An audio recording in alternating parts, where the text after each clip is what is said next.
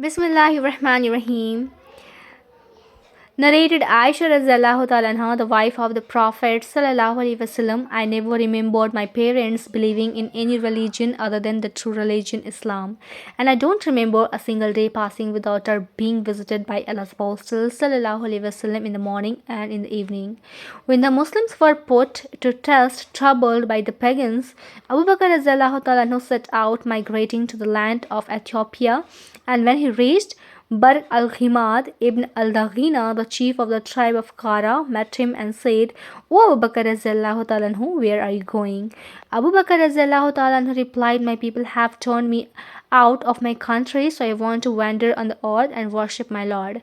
Ibn al-Daghina said, O Abu Bakr Razallahu ta'ala anhu, a man like you should not leave his home and land, nor should he be driven out, because you help the destitute on their livings and you keep good relations with your kith and kin. Help the weak and poor, entertain guests generously, and help the calamity-stricken persons. Therefore, I am your protector. Go back and worship your Lord in your town. So Abu Bakr Razallahu ta'ala anhu returned, and Ibn ad-Daghina accompanied him.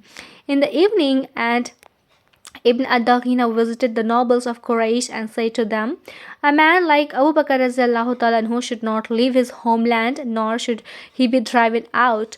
Do you, Quraysh, drive out a man who helps the destitute, earns their livings, keeps good relations with his kith and kin, helps the weak and poor, entertains guests generously, and helps the calamity-stricken persons?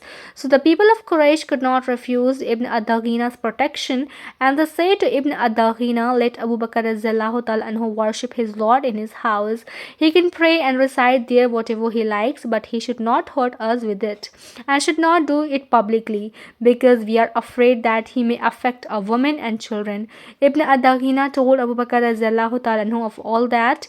Abu Bakr Razallahu ta'ala anhu stayed in that state, worshipping his Lord in his house. He did not pray publicly, nor did he recite Quran outside his house. Then a thought occurred to Abu Bakr Razallahu ta'ala anhu to build a mosque in front of his house, and there he used to pray and recite the Quran.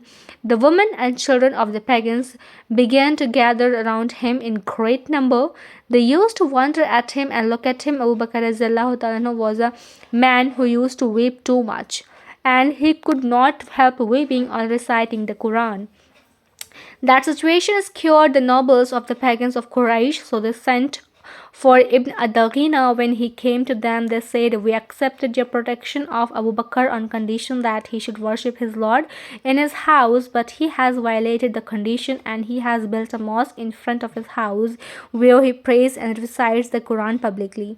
We are now afraid that he may affect our women and children unfavorably, so prevent him from that. If he likes to confine the worship of his Lord to his house, he may do so, but if he insists on doing that openly, ask him to release you from your obligation to protect him, for we dislike to break our pact with you, but we deny Abu Bakr Razallahu ta'ala anhu the right to announce his act publicly.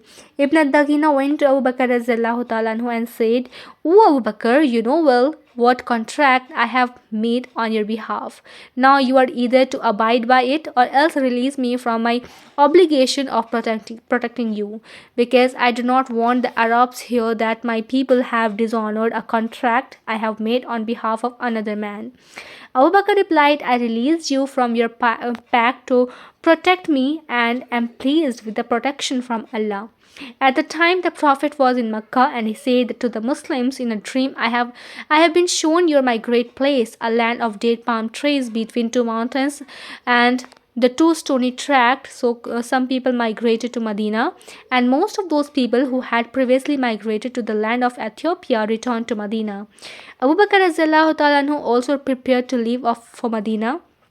But Allah's Apostle sallallahu alaihi wasallam said to him, wait for a while, because I hope that I will be allowed to migrate also. Abu Bakr Razallahu ta'ala anhu said, do you indeed expect this? Let my father be sacrificed for you. The Prophet sallallahu alaihi wasallam said yes. So Abu Bakr Razallahu ta'ala anhu did not migrate for the sake of Allah's Apostle in order to accompany him. He fed two she camels he oppressed with the leaves of a samur tree that fell on being struck by a stick for 4 months. One day, while we were sitting in Abu Bakr Razallahu Ta'ala anhu's house at noon, someone said to Abu Bakr Razallahu Ta'ala anhu, this is Allah's apostle with his head covered, coming at a time at which he never used to visit us before. Abu Bakr Razallahu Ta'ala anhu said, may my parents be sacrificed for him. By Allah, he has not come at this hour except for a great necessity. So Allah's apostle came and asked permission to enter, and he was allowed to enter. When he entered, he said to Abu Bakr Razallahu Ta'ala anhu, tell everyone who is present with you to go away. Abu Bakr Razallahu Ta'ala anhu replied, there are none but your family. May my father be sacrificed for you, O Allah's apostle. The Prophet Sallallahu Alaihi Wasallam said, I have been given permission to migrate. Abu Bakr Razallahu Ta'ala anhu said, shall I accompany you? May my father be sacrificed for you, O Allah's apostle. Allah's apostle said, yes. Abu Bakr Razallahu Ta'ala anhu said, O Allah's apostle, may my father be sacrificed for you. Take one of these 2 she camels of mine. Allah's apostle replied, I will accept it with payment. So we prepared the baggage quickly and put some journey food in a leather bag for them. Asma, Abu Bakr Razallahu Ta'ala anhu's daughter, cut a piece from her waist belt and tied the mouth of the leather bag with it. And for that reason, she was named Dhatun Anita Khan, the owner of 2 belts. Then Allah's Apostle Sallallahu Alaihi Wasallam and Abu Bakr Razallahu Ta'ala who reached a cave on the mountain of Thor and stayed there for 3 nights. Abdullah bin Abi Bakr, who was intelligent and a sagacious youth, used to stay with them overnight. He used to leave them before daybreak so that in the morning he would be with Quraysh as if he had spent the night in Makkah.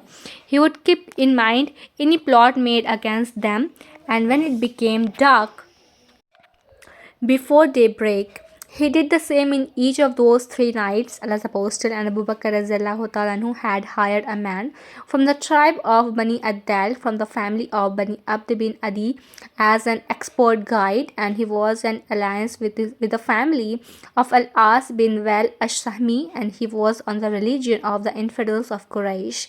The Prophet ﷺ and Abu Bakr Razallahu Ta'ala anhu trusted him and gave him their 2 she camels and took his promise to bring their 2 she camels to the cave of the mountain of Thor in the morning after 3 nights later. And when they set out, Amir bin Fuhaira and the guide went along with them, and the guide led them along with the seashore. Sahih Bukhari, Hadees number 3905.